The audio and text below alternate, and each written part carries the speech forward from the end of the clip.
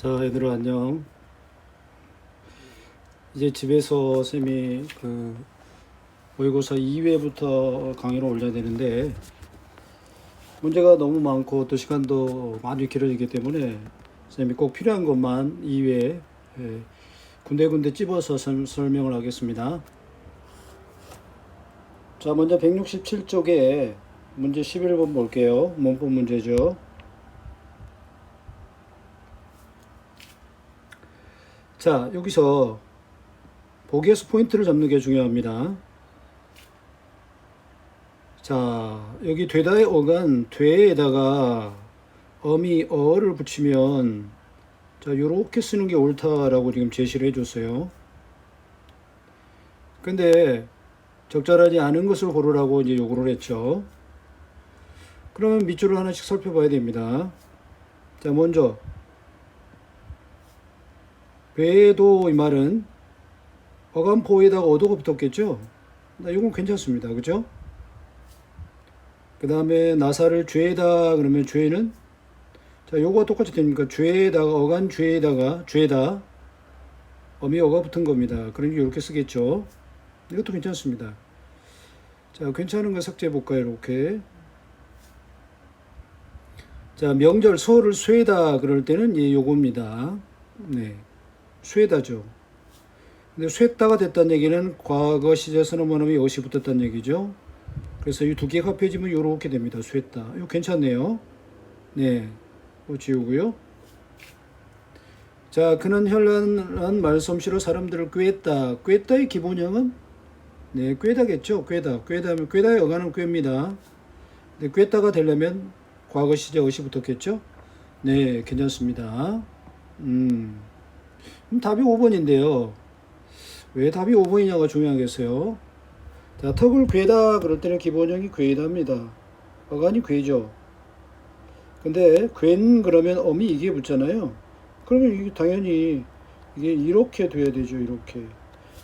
틀렸죠? 틀렸습니다. 네, 별거 아니었습니다. 자, 그러면 이번에는 문제 12번으로 갑니다. 통사적 합성어와 비통사적 합성어 자주 나오죠. 자, 우리말의 자연스러운 문장 방식에 부합하면 우리말이 문장과 단어와 단어가 합해져서 말이 만들어지는 방식이 자연스러우면 그거는 통사적 합성어라 말합니다. 네. 그러나 그렇지 않은 경우, 부자연스러운 경우는 비통사적 합성어라고 얘기해요. 근데 여기서는 여러 가지 이제 통사적, 비통사적 이제 방법이 있지만 그 중에서 영혼의 어간과 어간 이걸 문제 삼고 있어요. 그래서 보기에서 문제 삼는 걸 빠르게 찾아가지고 올바르게 묶은 걸 고르면 되겠습니다. 자, 연결어미가 없이 영혼의 어간끼리 직접 결합한 경우는 비통사적이 된다, 자연스럽지 않다 그랬어요. 영혼의 어간끼리라고 그랬습니다. 어간끼리. 영혼의 어간입니다. 자, 그러면 네, 여기 주의사항이 있습니다. 자, 떠먹다를 보겠어요. 떠먹다는 그러니까 가운데 연결어미가 없어 보입니다. 그죠? 네. 연결어미를 한눈에 파악하기 어려운 경우가 있어요. 네. 근데 사실은 이 속에 기본형이 뜨니까 뜨의 어가 연결어미가 있었던 거예요. 자, 아나 이쪽에 어간 이 가운데서 연결해 주죠. 이거 연결어미라고 그러는 거예요. 이 연결어미가 들어가면 자연스러운 겁니다. 그래서 연결어미가 들어가면 비통사적 합성어가 아니고 통사적 합성어가 되는 거예요. 근데 이거 떠먹다는 언뜻 보면 연결어미 없어 보이죠. 떠먹다 없어 보이죠. 그러니까 이게 비통사적 아니야? 아니란 얘기예요. 이게 사실 있다는 얘기입니다. 단지 요게 뜨에 이게 탈락된 거예요. 그래가지고 이게 축약이 돼가지고 떠라고 된 겁니다. 이렇게 아시겠죠? 그러면 밑에서 선생님 정리형 공부 좀 해보고 넘어가겠어요. 자, 통사적 합성어란 우리말의 합성이 자연스러운 상태를 말합니다. 명사와 명사가 연결되면 자연스러워요. 김, 밥 자연스럽죠. 김밥. 그리고 또 명사를 꾸며주는 형용사는 관형사와 합해가지고 한 말이 된 거. 작은 집, 큰 집 이런 거 괜찮습니다. 이런 건 자연스럽죠. 그 다음에 어간과 어간이 합칠 때 거기 연결음이가 들어가는 경우 그렇습니다. 이런 거 앞에 이거 보세요. 끼어들어 보세요. 끼어들어. 끼다가 기본형이죠. 끼다에 어가 붙었죠. 그래서 끼어가 된 거죠. 이게 끼어가 된 겁니다. 네, 이런 거 자연스러운 겁니다. 자, 그러면 이 기억에는 통사적 합성어가 와야 되고 여기는 비통사적 합성어가 와야 되기 때문에 그죠? 자, 요건 맞죠? 맞는 거면 요렇게 보죠. 네. 근데 비통사적 합성어는 여기 일르다에 어가 들어있죠. 어가 들어있으면 통사인데요. 그러면 요건 틀렸네요. 요렇게. 그래서 1번은 아니죠. 이렇게 고르려 되는 겁니다. 이번에는 밑에 비통사적 합성어를 한번 보죠. 네, 자연스럽지 않은 상태를 말해요. 어간하고 바로 명사가 붙는 경우. 자, 덥이 어간입니다. 덥이. 덥다. 뭔가를 덮어버리다. 덥다의 어간이에요. 어간. 이거 얘예요. 얘랑 바로 얘가 붙은 거예요. 그러니까 덮은 밥 이러면 괜찮을 텐데 덮밥 이래 버린 거죠. 그러니까 비통사적 합성어다. 그 다음에 부사하고 명사가 바로 합해 버린 경우. 우리말에는 굉장히 자연스럽지 않아요. 부사는 영혼을 꾸며주니까 명사하고 바로 붙으면 어울리지 않습니다. 그래서 보슬보슬 내리는 비 그러면 되는데 그냥 보슬비 이러는 거죠. 보슬보슬은 내리다를 꾸미면 자연스러워요. 비라는 명사를 바로 꾸미면 부자연스럽습니다. 이런 경우를 말하는 거예요. 비통사적 합성어. 그 다음에 지금 뭐는 연결음이가 없이 바로 예를 들면 검다의 어간 검, 푸르다의 어간 푸 여기에 이렇게 고를 집어넣으면 돼요. 검고 푸르다 이러면 통사적 합성어가 되는데 검푸르다 이래버리면 바로 그죠? 예를 들면 또 이런 거 굼다의 어간, 줄이다의 어간 여기다가 굼고 줄이다 이러면 되는데 바로 그냥 붙여가지고 굼줄이다 이래버리면 이게 비통사적이 되는 거예요. 여기다 없죠? 붙어 잡다라든가 붙고 잡다라든가 이런 게 없습니다. 그러면 비통사적 합성어다. 그러면 이거 해보죠. 흩 뿌리고 네 바로 이거 바로 어미가 없죠? 이게 비통사적이죠. 그래서 틀렸죠. 여기 통사가 와야 되는데 네 감싸고 감다 싸다 여기 없죠. 비통사적이죠. 네 이거 맞네요. 네 게을러 빠져서 이거 어미가 있죠. 네, 이거 통사적 이거 맞고요. 그 다음에 허겁지겁 이거 좀 전에 뭐였어요? 굶고 줄이다 이런 거 없다 그랬죠. 이거 비통사적이죠. 이거 맞네요. 네 맞네요. 예, 요렇게 바로 쉽게 답이 나옵니다. 자, 이거 꼭 공부해 두세요. 13번은 넘어가 볼까요? 자, 서술교육 조사 이다에 대한 얘기 나옵니다. 자, 이다는 서술교육 조사입니다. 조사예요. 체원에 붙어요. 네, 이다는 또 이 녀석이 이래 가지고 다 이렇게 나뉘죠. 조사인데도 얘가 어간이고요. 예, 얘가 어미고요. 자리 바꿈을 합니다. 이다, 이고, 이니, 이어서 이렇게 활용을 하는 녀석이에요. 특이한 녀석이죠. 네, 활용 원래 동사 형용사가죠. 조사인데 활용하는 아주 특이한 녀석입니다. 그런데 정리를 해보면 15세기 때는 이다가 그죠? 이다라는 형태가 안 나타난대요. 그러면서 어떻게 나타나냐면 이렇게 나타나는 거예요. 이라가 이로 이렇게 나타나는 거예요. 오늘날에 다가 붙으면 이라가 되고요. 다가는 이라가 되고요. 이 더는 이러가 되고요. 이 도는 이로가 되는 거예요. 그죠? 이번에도 어떤 일이 있나 보세요. 이에다가 고하고 거 같은 어미가 붙으면 이고 이거가 아니라 이오 이어가 돼요. 기억에 떨어져 나가버립니다. 자, 그 다음에 또 뭐가 있냐면요. 선음한음이 오가 붙으면요. 이하고 이 오가 되지 않고 이 로로 바뀌어요. 로로. 그죠? 요거 중요한 겁니다. 요거. 자, 이다가 디귿이 들어가면 다 리을로 싹 바뀌는 거예요. 요렇게. 그리고 기억은 다 떨어지는 거예요. 기억이 들어가면 요것들은 떨어져요. 그래서 요렇게 바뀌는 거예요. 요렇게 바뀌는 겁니다. 선음한음이 오가 오면 이건 로고로 바뀌는 거예요. 그러면 이번에는요. 이라가 붙는 것만 가지고 얘기를 하는데 이라가 붙는 경우 이라가 여기 자음 뒤에 붙으면 자음 뒤 자음 뒤에 붙는다는 얘기는요. 자음 뒤에 붙는다는 얘기는 받침이 없다는 얘기예요. 아, 받침이 있다는 얘기입니다. 미안. 받침이 없는 게 아니고 앞말에 받침이 있다는 얘기예요. 받침이 있다는 얘기예요. 자, 이거 보세요. 이거 받침이 있죠. 미음 받침이 있죠. 그래서 이라가 붙으면요. 요렇게 되는 겁니다. 받침이 있으면 그대로 이라라고 써주는 거예요. 이라로 써줘요. 이라로. 앞말에 받침이 있으면 그러니까 사람이라. 그런데 15세기 때는 이어졌기로 했죠. 그렇게 사람이라 이렇게 썼던 거예요. 예. 그 다음 두 번째는요. 요걸 볼까요? 이 이라가 이 모음 뒤에 붙으면요. 이 모음 뒤에. 여기 이 모음 보이죠? 소리에 이 모음 보이죠? 여기 이 모음 보이죠? 이 모음 뒤에 붙으면 그냥 그냥 이를 떼버리고 라로 합니다. 이렇게. 예. 이라에서 이자를 빼버려요. 그 다음에 나머지 모음들은요. 이 모음 말고 나머지 모음들은요. 예, 그냥 이만 이렇게 살려가지고 이렇게 이라로 붙여줍니다. 정리를 하면 이렇게 돼요. 정리를 해보죠. 자, 서술조사 2가 다가 붙는 것들이 이렇게 오면은 전부 다 이쪽으로 바뀐다는 거예요. 그죠? 그다음에 이번에는 2가 기역이 붙은 이런 어미들이 오면은 다 기역이 떨어져서 이렇게 바뀐다는 거죠. 그 다음에 이번에는요, 2가 선어만 어미하고 붙으면 이건 다 로가 된다는 거예요. 요 세 가지. 그죠?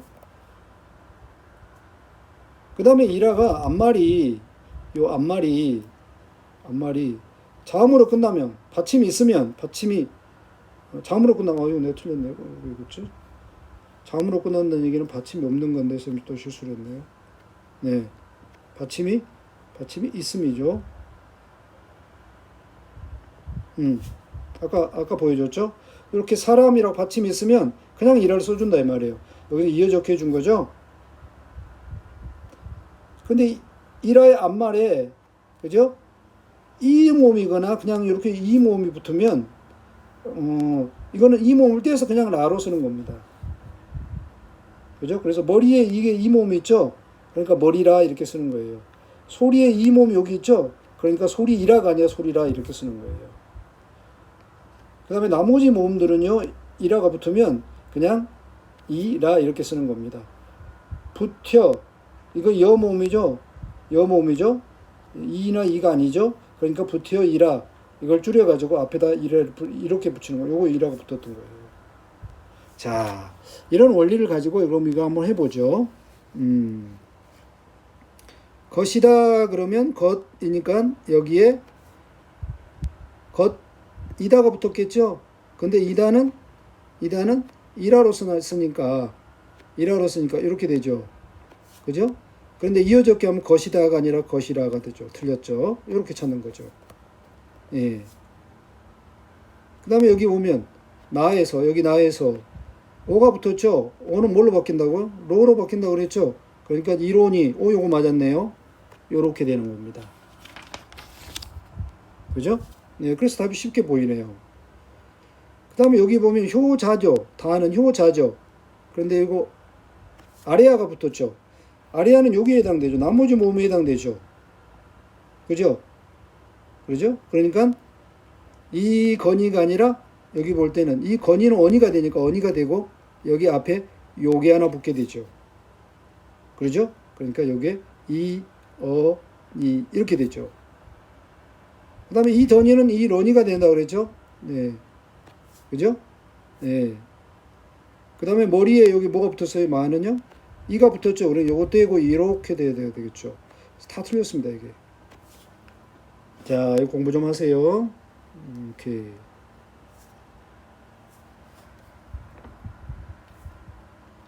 자, 이번에는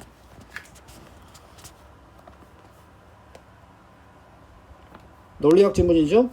네. 자, 예정 논증과 귀납 논증에 대한 얘기를 하다가 귀납 논증에서 결론적으로 귀납 논증에서 나온 결론은 확률적으로 높다는 것이지 완벽하다는 얘기는 아니죠. 네, 그죠? 아직 우리가 그 증거를 못 찾았을 뿐이지 언제든지 증거 나타나면 결론이 뒤바뀝니다. 근데 여기서 주로 하고 싶은 얘기는 3단 논법이라는 걸 얘기하고 싶은 거예요. 그래서 큰 테마가 1. 3단 논법 그렇습니다. 1. 3단 논법 2. 가설 연역법입니다. 자, 작은 것에 연연하지 말고 큰 줄기를 보는 태도를 가지세요. 3단 논법은 자 정리해 보겠어요. 연역 논증과 형식이 유사하다 그랬어요.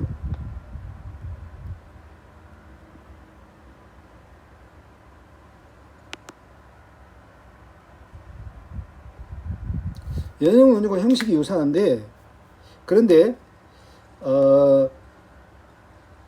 실제적으로는 귀납 논증에 해당돼요. 네. 여기 밑에 보이죠? 여기 한번 보이죠? 자, 방법은 이렇게 전제, 결론 나오니까 연역적 방법입니다. 방법은 연역적이에요. 그런데 방법은 연역적인데 이 결론이 A는 집합 G의 원소이다 이렇게 되지 않아요. 원소일 것이다 확률만 높다는 뜻이죠. 그래서 귀납 논증 똑같습니다. 이게 결론이 그래서 귀납 논증인 겁니다. 자, 그래서 매개념이란 말 보이죠? 요걸 잠깐 짚고 넘어가야겠는데요.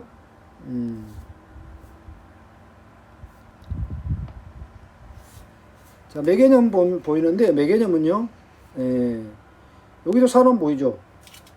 모든 사람은 죽는다. 소크라테스는 사람다. 이렇게 이어주죠? 이걸 매개념이라고 합니다.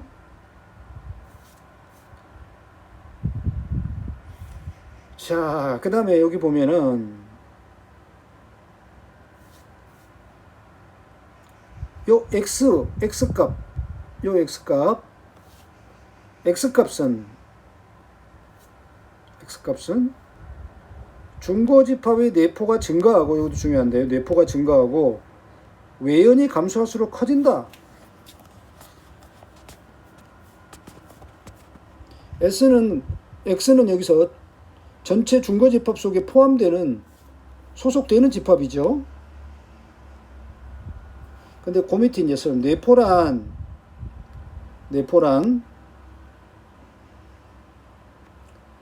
특정 집합의 원소가 되기 위한 조건이에요. 외연이란 그 집합에 속하는 원소들을 말합니다. 근데 이 둘은 반비례 관계에 있다는 거예요. 즉 내포가 커지면 외연은 작아지고요. 내포가 작아지고 외연은 커지게 됩니다. 그래서 여기 예를 들어놨는데요. 자, 인간이다. 이건 내포가 되는 겁니다. 지구상에. 근데 그 테두리, 바깥 테두리는 모든 인간은 약 70억이 되죠. 근데 내포가 인간임, 한국적임, 대학생임 이럴수록 자꾸만 내포의 개수가 늘어나면 어떻게 됩니까? 전체적인 범위는 팍팍 줄죠. 그럼 외에는 줄어들게 됩니다. 70억에서 200만원 줄어들게 되죠. 그러니까 내포가 조건이 는다, 숫자가 는다, 내포가 증가한다는 얘기는 외연을 줄인다는 얘기예요.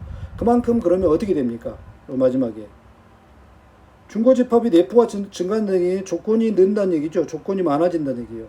그럼 외연은 감소합니다. 70억이 1000만 명으로 200만 명으로 감소하게 된다는 거예요. 결국 이건 뭔 말하냐? 오른쪽에서 보면 같은 원소로 이루어질 집합이 되기 때문에 X값도 커지게 된다는 말을 뜻하는 거예요. 이번에는 가설 연역법.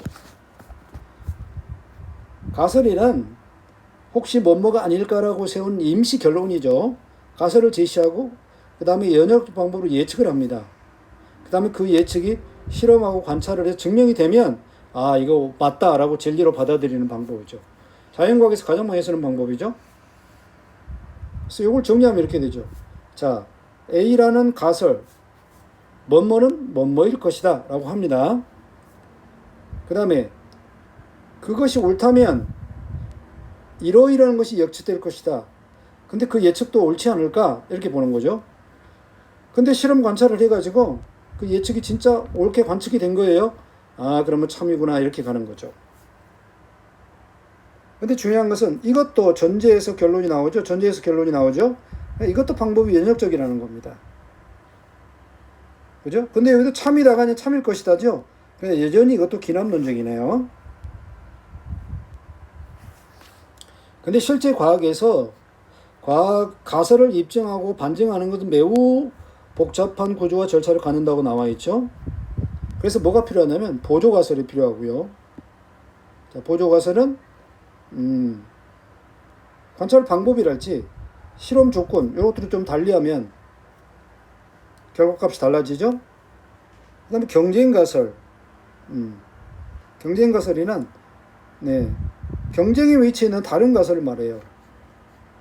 서로 경쟁하고 있는 가설이 하나일 수는 없죠. 여러 개 있을 수 있죠. 그 다음에 선행 확률은 뭐냐면 예측이 되기 전에, 검증되기 전에 그것이 참여되는 확률이 높은 걸 말해요. 선행 확률이라고.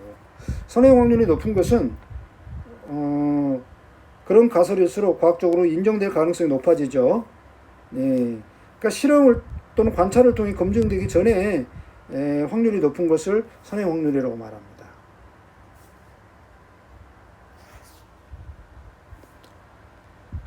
자, 17번 보겠습니다. 기억은 통계적 3단 논법이고 니은은 가설 연역법인데 1번은 말이 안 됩니다. 둘 다 연역적 방법을 쓰지만 연역적이나 귀납 논증이라고 그랬죠. 귀납 논증이라고 했습니다. 항상 참이다 말이 안 됩니다. 그 다음에 전제가 결론을 확률적으로 지지하니까 이건 귀납이라는 얘기죠. 이건 A만 그런 기억만 그런가요? 아니, 니은도 기억도 다 마찬가지입니다. 이거 틀렸습니다. 그 다음에 3번 기억은 대전제와 소전제를 통해 결론을 도출한다는 점에서 니은은 가설에서 예측을 통해 결론에 도달한 점에서 연역적이라고 그랬죠? 네, 맞습니다. 요거 맞네요. 4번 요게 틀렸습니다. 중거집합을 통해 기속집합을 유추한다는 게 기억이 아니고, 기억은요 중거집합을 통해 A라는 어떤 저기가 귀속집합이 원소가 될 확률이 달라진다고 말했어요. 유추한다는 게 아니고요. 틀렸습니다. 그 다음에 모두 두 개의 전제 아니에요. 3단 논법은요 전제가 두 개지만 가설 연역법은 전제가 3개입니다. 아까 전제 3개였죠? 네, 틀렸습니다. 네, 이렇게 쉽게 답이 나오죠. 오케이. 18번이 다소 어려운데요. 3단 논법에서 강한 논증이 되기 위해서는 긍정문일 때 부정문일 때 차이가 난다고 그랬어요. 자, 긍정문일 때는요 강한 논증이 되는데, 강한 논증이 되려면요 그 확률이 높아져야 되죠. 그러려면 여기 보세요. 결론이 긍정문일 때는 x가 클수록, 그 다음에 내포 조건이 많아질수록 외에는 반비례 이렇게 줄어든다 그랬죠.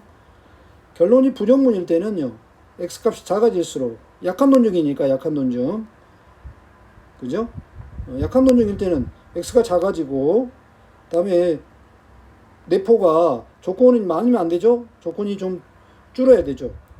그러면서 테두리는 넓어질 때 확률은 줄어들게 되죠. 그죠?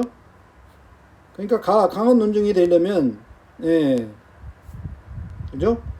중거집합은 외연이 감소한다. 맞죠? 외연이 감소하죠. 맞죠? 그 다음에요. 중거집합의 내포가 증가한다. 부정문일 때는요. 내포가 증가하면 안 되죠. 그죠? 내포는 여기 감소하죠. 틀렸습니다. 요렇게. 자, 긍정문일 때 강한 논증이 되려면 x값이 커야 되죠. x값이 커야 된다. 맞죠? 외연은 어때야 돼? 외연은 커져야 되죠. 커져야 되죠. 틀렸죠. 요렇게. 자, 증거집합의 내포가 증가할수록 조건이 많아질수록 맞죠? 맞습니다. x값이 작아질수록, 부정문일 때는 작아져야 되죠. 반대관계니까. 요거 맞네요. 좀 어려웠던 문제입니다. 자, 이거 틀렸죠? x값이 클수록이죠? 그 다음에 요거 맞네요. 내포는 어때요? 증가해야 되죠? 틀렸죠?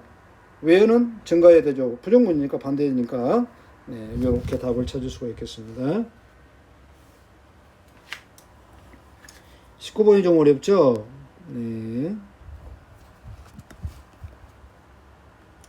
자, 보기에 힌트가 있습니다. 자, 가설연역법이죠. 네, 여기 아인슈타인이 상대성 이론을 냈어요. 근데 이게 확인이 안 됐습니다. 그건 가설입니다, 이거는. 네, 입증이 안 됐어요. 가설입니다.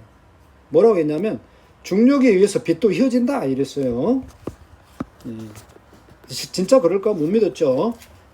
네. 그런데 이제 에팅턴이 예측을 했습니다. 상대성 이론이 맞다면, 그리고 나의 망원경이 믿을 만하다면, 혹시 태양 주변에 빛이 지나갈 때 휘어지지 않을까? 하고 예측을 한 거예요. 근데 진짜 그거를 관측을 했네요. 1919년에 일식이 뭡니까? 여기 밑에 보세요. 일식. 여기서 보는데 해가 이렇게 있고요. 해가 이렇게 있습니다. 근데 달이 이렇게 가렸어요. 해를. 그럼 요 뒤에 있는 별이 안 보여야 됩니다. 근데 이 별 보인 거예요. 그렇다면 빛이 이 중력 때문에 이렇게 오다가 이렇게 휘었던 얘기 아니에요. 그 얘기입니다. 그래서 결론이 나온 거죠. 그리고요, 빛이 휘면요, 별의 위치가 다르게 보여요. 맨눈으로 볼 때는 여기 있다가 보이다가도, 그죠? 그 다음에 일식 때는 또 이렇게 보이고요. 이렇게 달이 보입니다. 예. 6개월의 차이가 있어요. 별의 위치가 차이가 있다는 얘기 보이죠? 위치에 차이가 있다는 얘기는, 그런다고 별이 진짜 다른 위치에 있는 건 아니겠죠? 별이 우리 눈에 빛으로 오는 동안에 빛의 방향이 바뀌었다고 보겠죠? 그럼 아인슈타인의 이론이 맞다는 결론이 나오게 됩니다. 그러죠? 네.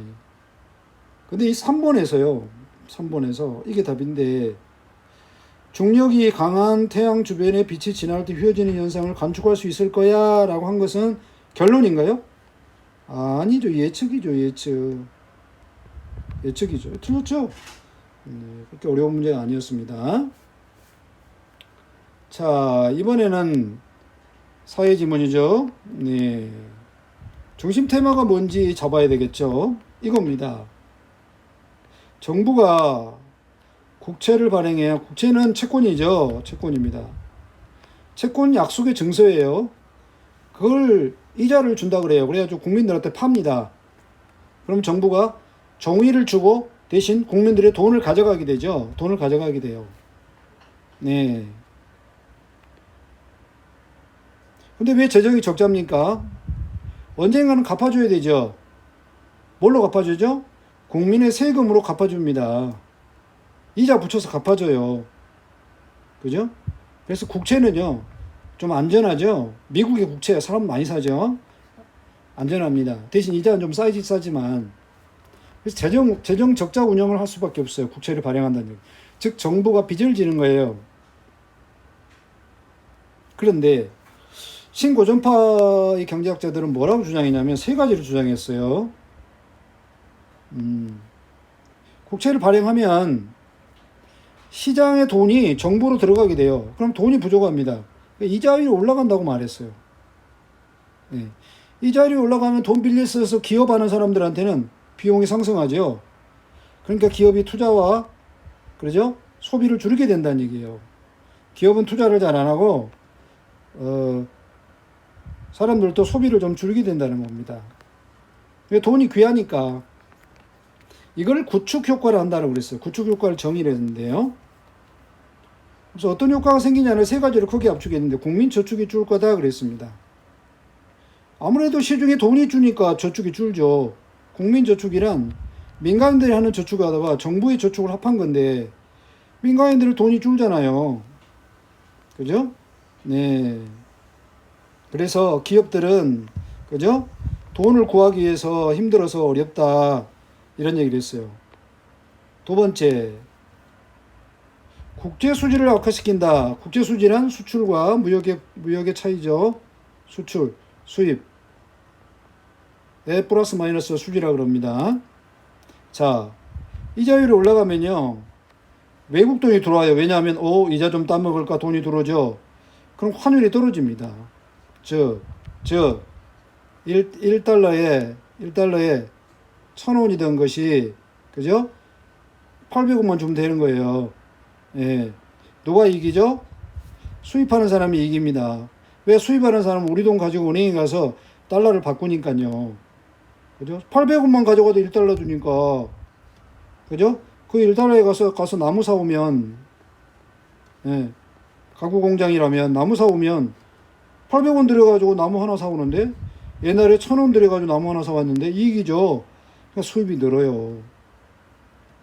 근데 반대로 자동차 한 대 팔아서 100달러를 벌어 왔어요. 100달러. 예. 그러면 1000원이면요. 100 곱하기 1000원을 돈으로 가질 수 있죠. 근데 800원밖에 안 해요. 그럼 줄죠. 그러니까 수출은 줄어듭니다. 그래서 적자가 발생하는 거예요. 이런 얘기입니다. 이해되시죠? 그 다음에 국민들의 소득 격차. 자, 아까 국가가 채권을 발행하면 나중에는 이자 부담해가지고 납세자들의 세금으로 돌려줘야 된다 그랬죠? 그죠? 예. 근데 채권을 산 사람 누구예요? 돈 좀 있는 사람이 살 거 아니에요? 주로 고소득층이 산단 말이에요, 고소득층이. 그러면 얘들은요, 일반인들이 낸 세금 가지고 고소득층 원금에다가 이자까지 부담해가지고 받아먹으니까 얘들은 더욱 부자가 되고 일반인은 세금 더 많이 내고, 이거 문제 있죠? 네, 늘어납니다. 또 이자율이 올라가면 이 사람들은 또 덤으로 또 이자율만큼 또 소득이 늘어나게 되죠? 네. 그래서 갭이 커진다는 겁니다.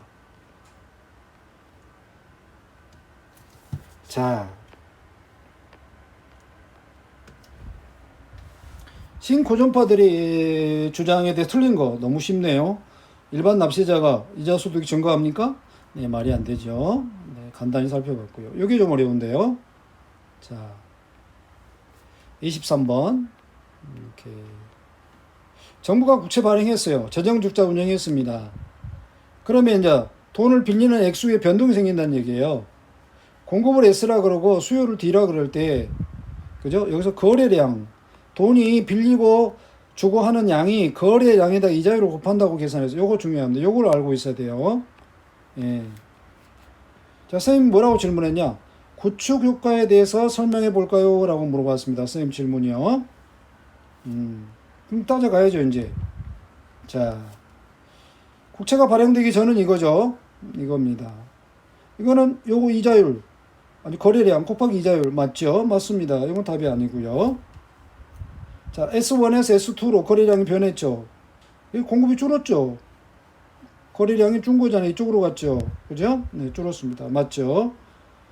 그 다음에 R2에서 R1은 이자율 상승해서 하락이 됐죠. 그래서 R1에서 R2는 상승이죠. 이만큼 상승이죠. 네, 상승된 것을 확인한다. 맞습니다. 이 거래량이 P1에서 P2로 주니까 P2의 이자율은 R2가 됐으니까 올라갔습니다. 이렇게.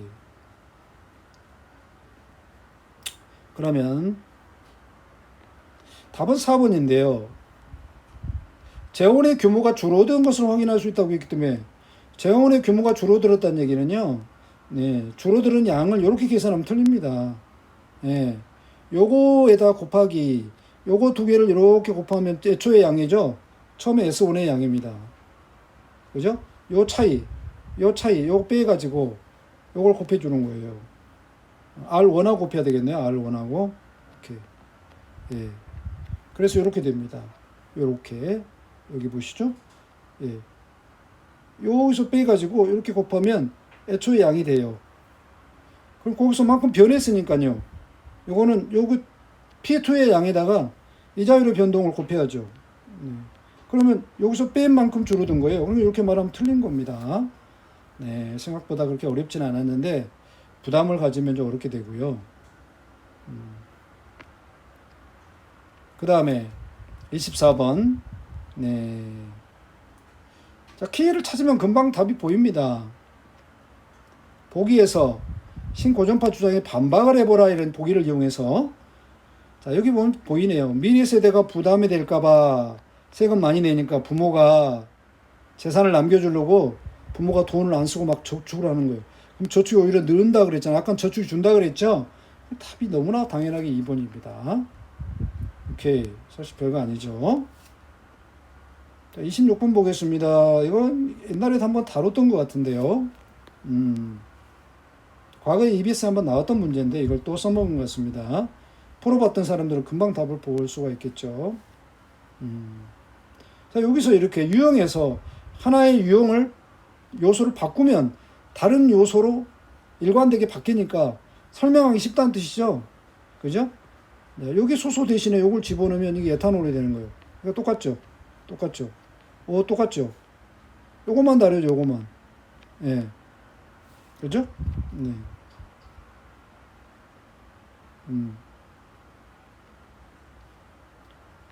요것만 다릅니다. 에탄올만 다르죠? 이렇게. 요것만 바뀐 거죠. 화학 이걸 해보죠. 이거 틀렸죠? HH 두 개 다 CC로 바꾸면 C가 두 개 아니에요? 그럼 CO2가 아니죠. 이거 사실 아무것도 아닙니다. 넘깁니다. 29번 볼게요. 아보가드로의 화학적 친화설은 뭐라 했냐면, 그죠? 그 전기적 인력 때문에 플러스 마이너스 때문에 결합한다 이렇게 말했거든요. 근데 이 보기에서는 뭐라 그러냐면요. 핵과 전자, 그다음에 전자가 바깥에서 안정된 상태를 위해서 전자가 잃거나 또는 새로 생겨가지고 이온화 된다고 말했어요. 또는 공유결합을 한다고 말했죠. 포인트가 이건데요. 이온화되거나 공유결합을 한다. 다르죠? 다릅니다. 그죠? 4번 틀렸죠. 보기와 달리 윗글의 화학적 친화력선은 플러스 마이너스 양전자, 음전자, 전기적 인력이죠. 핵과 전자 사이의 전기적 인력이라고 했으면 틀렸잖아요. 핵과 전자는 이해입니다. 이해. 그죠? 보기예요. 보기. 넘깁니다. 자, C에서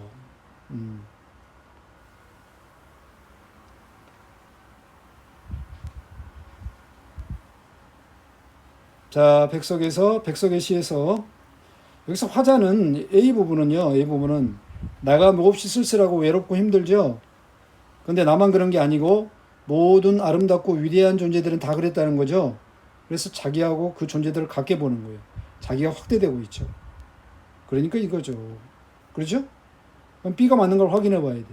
B에는 그 가을의 씨앗 속에는 네, 사실 여름, 뜨거움, 꽃의 아름다움, 낙엽의 그런 이것들이 다 하나로 모아진 거죠. 그걸 내가 들여다보면서 나도 마음이 하나로 모아지면서 깊어간다는 얘기잖아요. 그러니까 외적인 상황을 내면하는 거죠. 네, 이건 사실 아무것도 아닙니다. 네, 이렇게 넘어갑니다. 자, 이상으로 나머지 것들은 그렇게 어렵지 않아서 간단하게 설명을 마쳤습니다. 네, 수고하셨습니다.